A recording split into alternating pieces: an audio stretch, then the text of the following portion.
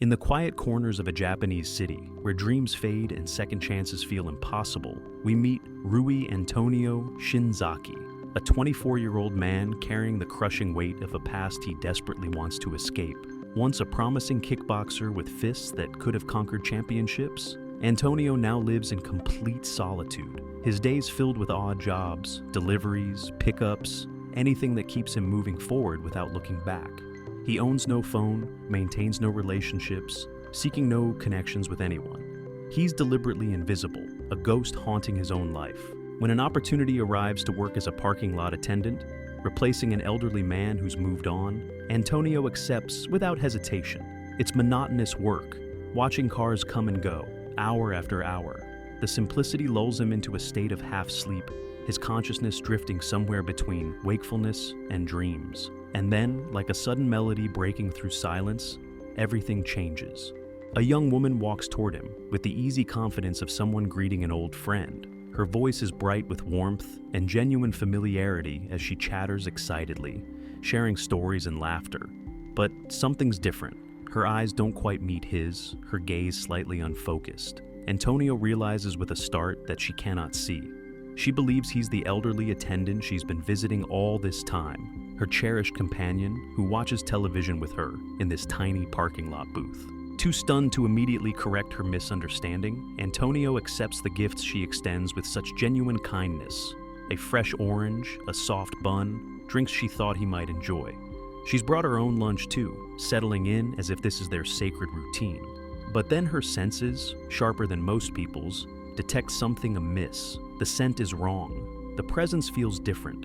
Confusion crosses her face as the realization dawns. This isn't her friend. When Antonio finally speaks, his voice confirming that the old man has left, the atmosphere shifts completely. She asks why he accepted her offering so strangely, and embarrassment colors both their faces. He returns everything, and she apologizes profusely for the confusion, explaining how she and the elderly attendant would watch television together, how this small place had become a sanctuary for her. With quiet dignity, she takes her cane and turns to leave.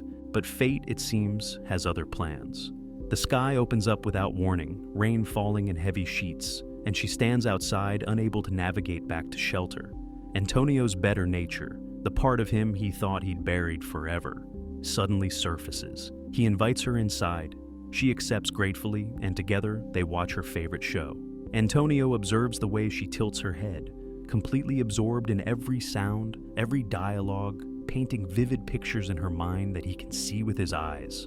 When the episode ends, she thanks him warmly with bread, a simple gesture of gratitude, and reminds him to water the tea olive plant that the old man loved so dearly. Antonio agrees, and as she leaves, he finds himself smiling genuinely for the first time in years.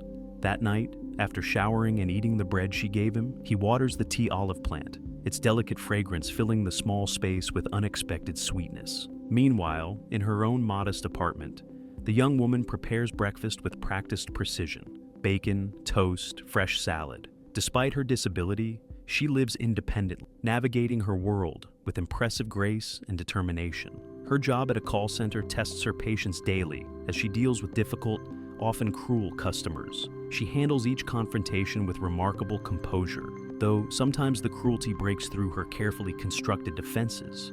A kind coworker offers comfort after particularly harsh exchanges, but there's another presence that troubles her far more. Her boss, whose unwanted attention feels predatory, whose inappropriate gaze she can somehow feel despite her blindness.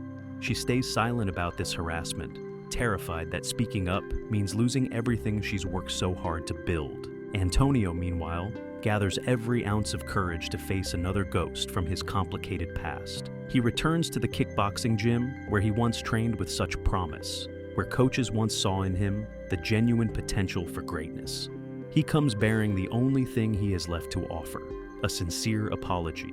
The gym expelled him years ago when his involvement with dangerous criminals came to light, when his promise drowned in terrible choices and even darker company. His coach Jin receives him with cautious but genuine warmth, but the gym owner's resentment hasn't dimmed even slightly with time. He refuses to hear Antonio's words of regret. Antonio also reaches out to others he wronged in his past, desperately seeking the forgiveness he struggles so deeply to give himself. Back at the parking lot, the blind girl returns, and Antonio feels an unexpected joy. She introduces herself properly this time, Akari Kashiwagi. They settle in to watch her show together, though an unpleasant smell intrudes on the moment. Embarrassed, Antonio realizes the odor comes from his worn training shoes. She explains kindly that her other senses have grown remarkably stronger to compensate for her lost sight. She knows people by their unique voices and scents. When she asks him to describe what the TV actress looks like, he tells her the actress wears the same kind of earrings as Akari does. Her delight at this small coincidence makes his heart lighter. They share peaches, and when they shake hands, she notices the roughness of his working palms. Before leaving, she asks if she can visit again next week. He agrees, something in his chest loosening. After injuring her leg in a fall at home, Akari still arrives the following week. They watch their drama together, and in this episode, the protagonist confesses her love to the hero. Akari playfully asks if Antonio considers himself attractive, demanding complete honesty. Antonio fumbles nervously for words, and she teases that overthinking the question might mean the answer isn't favorable. But then her tone softens beautifully. She tells him that physical beauty doesn't truly matter. Having a kind heart is what really counts. As Akari leaves, a car comes dangerously close to hitting her. With her injured leg compromising her mobility, Antonio insists on taking her to the hospital, her ankle wrapped and walking now difficult. She asks his name during the journey. He hesitates uncomfortably because his name is English, not Japanese, so she settles on calling him Uncle or Old Man instead, playful nicknames that make him smile despite himself. When walking becomes too painful, he carries her up the steep stairs to her apartment. She warned him he'd regret it, but he insisted anyway. Embarrassed, he must also unclog her bathroom drain, discovering her underwear caught in it. The awkwardness is almost unbearable for both of them.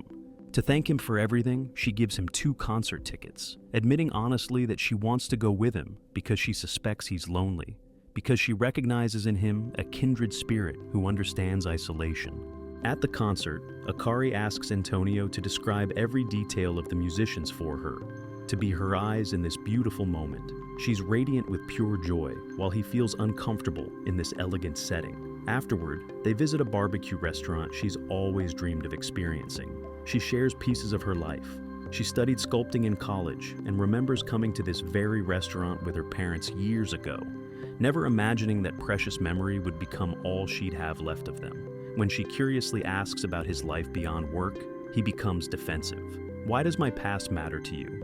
he asks with an edge in his voice. She answers softly that she genuinely wants to know him better. Hurt by his coldness and rejection, she asks to leave. As they part at her door, he finally speaks the truth. His name is Antonio. He's only 24 years old. He was once a kickboxer, and now he carries a criminal record. She receives this painful confession with calm understanding. The next day, Akari's boss summons her to his office with a birthday gift, an expensive necklace she tries to refuse. He insists, and because she cannot see, he stares at her openly with clear, inappropriate intentions, asking her to date him. Fortunately, an employee interrupts, calling Akari to handle an important customer. Jin approaches Antonio again about returning to competitive boxing. Antonio finally reveals the complete truth. He spent 3 years in prison working for Tsukumo, a vicious loan shark, doing violent and illegal jobs that haunt him still. He visits the orphanage where he grew up, and the nun who raised him is deeply relieved he's truly left that dark life behind. She gives him a handmade hair bow created by the children for someone special, triggering painful memories of growing up alongside Tsukumo, who taught him that goodness equals weakness and power equals survival. That evening, Akari returns home to find her boss waiting at her apartment. He forces his way inside, despite her protests, and attacks her violently. Antonio bursts through the door, striking the boss with devastating force and breaking his finger as a harsh warning. Akari is upset afterward, not because he saved her life, but because he didn't stop when she first asked, and now she fears losing her precious job. She explains through tears how incredibly difficult finding employment is for blind people. Antonio gently offers to take care of her, but overwhelmed, she asks him to leave. He does, placing the hair bow carefully on her table before walking out. Soon after, Akari makes a bold decision. She quits her job and surprises Antonio with an invitation to travel to the beach by the wind farm. Standing on the sand with ocean breeze surrounding them, Antonio shares a devastating memory he's never told anyone. He came to this beach with his mother once, and she tried to kill them both here. Somehow, he survived. Akari listens with complete, non-judgmental attention. She asks him to help her find sea glass. When he places a smooth piece in her palm, she guides his fingers over its worn surface. Pain can make people kinder, she tells him gently, giving him the glass as a precious token of their shared understanding. Antonio returns to kickboxing with renewed determination, training with fierce dedication. He gives Akari a puppy she names Suku, and they begin building a life together. She returns to sculpting and pottery, with passion reignited. She studies massage therapy from books and practices on Antonio, one day touching the scar on his hand. He lies, saying it's just a burn. He promises to win enough fights to open a beautiful pottery shop for her. Moved deeply, they embrace, holding tight to this fragile happiness they've built. After Antonio's next easy victory, someone from his dark past is waiting. Tsukumo, his former boss and childhood companion. Antonio makes absolutely clear he wants nothing to do with his former life. The next day, Akari brings Antonio to her parents' grave. 4 years ago, she explains, she was celebrating passing her driving test when she saw something horrifying. A person on fire falling from a building. The terrible shock made her lose control of the car, which crashed and rolled, killing her parents and blinding her forever. Antonio sees the date on their tombstone and realizes with soul-crushing horror he was there that exact day, setting fire to one of Tsukumo's betrayers. He caused the accident that destroyed Akari's entire life. Akari blames herself completely for her parents' deaths and believes they somehow guided her to Antonio. His guilt becomes unbearable. He trains harder, desperately trying to escape this devastating truth. Suddenly, Akari's eyes begin worsening. Tsukumo offers Antonio an enormous sum to fight illegally. Antonio refuses, but when he returns home, Akari is gone. Panicked, he rushes to the hospital, where he learns she collapsed, and her retina is detaching. Without immediate surgery, she'll lose all remaining vision permanently. The orphanage nun gently reminds Antonio he's been forgiven, but he cannot accept absolution. She tells him, while he cannot change his past, he can absolutely choose how to live now. Antonio asks Akari about the surgery. She refuses, believing her blindness is just punishment for killing her parents. He begs her not to rob herself of seeing her future, their future together. Finally, she agrees. When Antonio discovers the gang's threatening symbol painted on Akari's door, he makes an impossible choice. To protect her, he tells Tsukumo they've broken up. Tsukumo agrees to leave her alone if Antonio fights one final brutal illegal match. Antonio gives the substantial upfront money to his heartbroken coach, specifically for Akari's surgery. At home, he destroys everything connecting him to her. Every photo, every trace. In the vicious underground match, Antonio is beaten badly, but somehow rallies to win. His coach watches from the crowd, supporting him despite everything. Akari's surgery succeeds beautifully. She can see again. Tears stream down her face as vision returns. The prize money covers her operation completely and also helps the widow of a man Antonio once hurt badly. After confessing everything to police, Antonio feels a weight lift. But Tsukumo isn't finished. He runs Antonio down with his car and stabs him viciously. Betraying the organization carries severe consequences. Akari receives devastating news. Antonio has revealed everything, including his direct role in the accident that killed her parents and stole her sight. She must also move because her building is being demolished. A package arrives, a music box playing their special song. It's from the orphanage. When she goes there, the nun explains that Antonio left because he feels completely responsible for destroying her life. Akari breaks down, overwhelmed by love, loss, and impossibly complicated grief. 2 years pass slowly. Akari channels her swirling emotions into her art, eventually opening a pottery studio she names Antonio. She also volunteers at a rehabilitation center, giving therapeutic massages to patients. One day, she treats a young man who cannot move his body. She doesn't recognize him, but Antonio knows her immediately. He gives a false name during the massage, yet she feels something strangely familiar in him. When she leaves, Antonio cries quietly, grief and love and regret pouring out. Days later, Antonio can finally walk using crutches. He discovers Akari's shop and enters, buying a tea olive plant. He notices a music box and winds it. When their song plays, tears fall freely as beautiful memories flood back.